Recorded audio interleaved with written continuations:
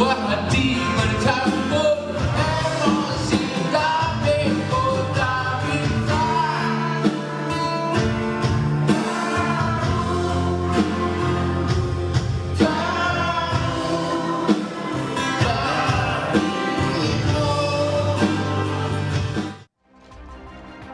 Saudara, dugaan korupsi di Kementerian Pertanian memasuki episode baru setelah membuat publik heran karena tak kunjung ada tersangka. Akhirnya pada Rabu 11 Oktober kemarin, KPK mengumumkan identitas 3 tersangka korupsi di Kementan. Salah satu diantaranya adalah mantan Menteri Pertanian Syahrul Yassin Limpo. Syahrul Yassin Limpo diduga menggunakan uang hasil korupsi di Kementan untuk keperluan pribadi dan keluarganya. Setelah drama panjang dari mulai penggeledahan, temuan uang 30 miliar dan senjata api, serta jurus menghilang, mantan Menteri Pertanian Syahrul Yassin Limpo akhirnya ditetapkan sebagai tersangka korupsi di Kementerian Pertanian. 2 anak buah Syahrul Yassin Limpo, yakni Sekjen Kementan Kasdi Subagiono dan Direktur Alat dan Mesin Pertanian Muhammad Hatta juga ikut terseret jadi tersangka. Jumlah keseluruhan uang panas yang dinikmati 3 tersangka ini tak main-main, yakni mencapai 13,9 miliar rupiah. Lalu saudara, dari mana sebenarnya Syahrul Yassin Limpo ini mendapatkan uang yang diduga hasil korupsi? Jadi menurut KPK, korupsi yang dilakukan Syahrul CS berupa pungutan atau penarikan sejumlah uang dari ASN eselon 1 dan 2 di Kementan. Yang bikin geleng-geleng, sumber uang setoran berasal dari realisasi anggaran Kementan yang sudah digelembungkan, serta setoran dari vendor yang mendapatkan proyek. Nah, setiap bulannya para pejabat Kementan ini menyerahkan setoran ke Syahrul Yassin Limpo mulai dari 4.000 hingga 10.000 dolar Amerika Serikat. Uang panas yang telah dikumpulkan Syahrul Yassin Limpo ini ternyata digunakan untuk keperluan pribadinya, khususnya untuk keluarga inti Syahrul Yassin Limpo. Buat apa tuh ya? Ternyata untuk membayar cicilan kartu kredit dan cicilan mobil mewah Alphard milik Syahrul Yassin Limpo. Buntut dari dugaan korupsi di Kementan yang menyeret nama Syahrul Yassin Limpo, KPK kemudian mengajukan pencegahan bepergian ke luar negeri selama 6 bulan kepada 9 orang. Dari 9 orang ini saudara, 4 diantaranya adalah Syahrul Yassin Limpo dan 3 anggota keluarganya.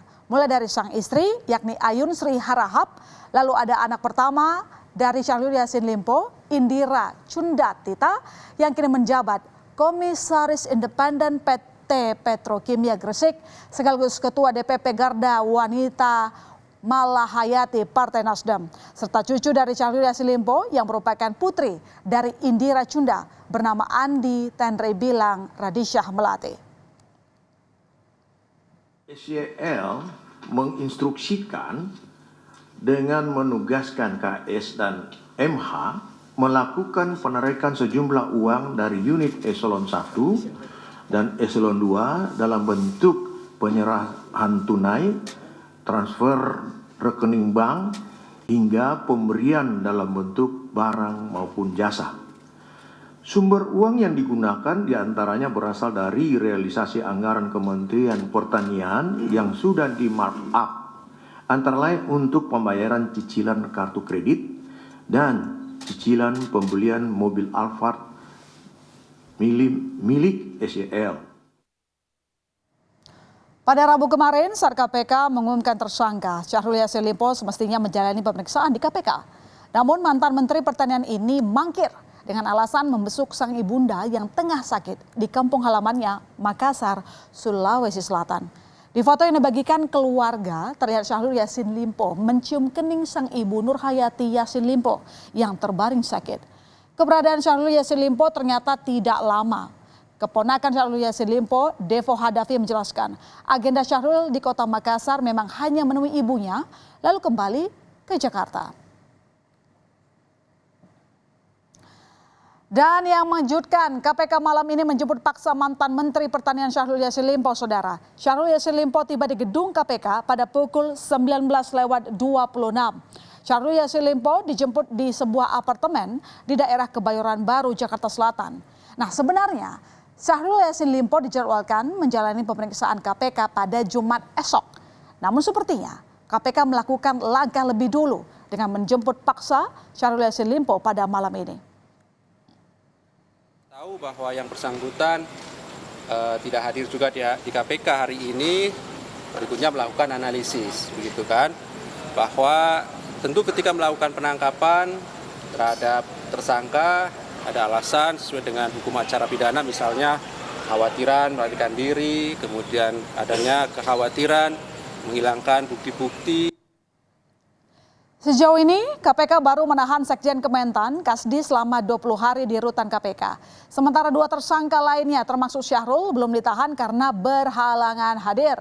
Namun rupanya, sebelum KPK mengumumkan status tersangka, mantan Mentan Syahrul Yassin Limpo ternyata telah mengajukan gugatan pra-peradilan ke Pengadilan Negeri Jakarta Selatan.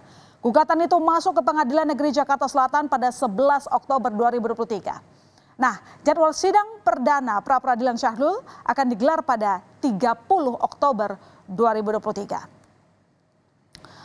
Kasus ini disorot lantaran lamanya KPK menetapkan tersangka. Padahal saudara, saat gaduh penggeledahan rumah dan kantor Syahrul Yassin Limpo, Menko Polhukam Mahfud MD mengungkapkan jika Syahrul Yassin Limpo sebenarnya telah jadi tersangka. Apalagi ada surat pemberitahuan penetapan tersangka atas nama Syahrul Yassin Limpo pada tanggal 26 September. Muncul asumsi di publik jika lamanya penetapan tersangka ini sengaja ada tarik ulur lantaran muncul dugaan pemerasan yang dilakukan oleh pimpinan KPK pada Syahrul Yassin Limpo. Dugaan pemerasan ini semakin menguat setelah muncul foto pertemuan antara Ketua KPK Firly Bahurudi dan Syahrul Yassin Limpo. Pertemuan ini diduga terjadi pada 2 Maret 2022 lalu, saudara, di sebuah lapangan badminton. Terlihat Ketua KPK Firly Bahuri duduk dengan mengenakan baju olahraga dan bersepatu, sedangkan Syahrul Yassin Limpo mengenakan kemeja dan mengenakan celana jeans. Keduanya terlihat seperti sedang berbincang karena keduanya saling bertatapan. Foto ini baru beredar pada 6 Oktober 2023 kemarin. Setelah melakukan gelar perkara, Polda Metro Jaya akhirnya menaikkan status perkara dugaan pemerasan oleh pimpinan KPK terhadap mantan Menteri Pertanian Syahrul Yassin Limpo ke tahap penyidikan. Ketua KPK Firly Bahuri langsung membantah jika dirinya dan jajaran pemimpin KPK melakukan pemerasan pada ex-Menteri Pertanian Syahrul Yassin Limpo, saudara, terkait pengusutan dugaan korupsi di Kementan. Firly menegaskan pertemuan itu tak lain hanyalah untuk olahraga. Bahwa menerima sesuatu sejumlah $1 miliar itu saya baca kan. Nah, itu. Saya pastikan itu tidak ada. Ya, saya pastikan tidak ada. Apa yang terjadi hari ini adalah tidak pernah terjadi di pada pimpinan KPK. Dan KPK tetap bekerja sebagaimana ketentuan hukum. KPK juga tidak pernah berkomunikasi dengan para pihak, apalagi yang tidak dikenal. Malam ini Syahrul Yassin Limpo sudah dijemput paksa KPK. Apakah malam ini juga ada penahanan pada mantan Menteri Pertanian ini? Patut kita nantikan. Begitu pula dengan proses penyidikan terkait dugaan pemerasan oleh pimpinan KPK juga perlu kita kawal.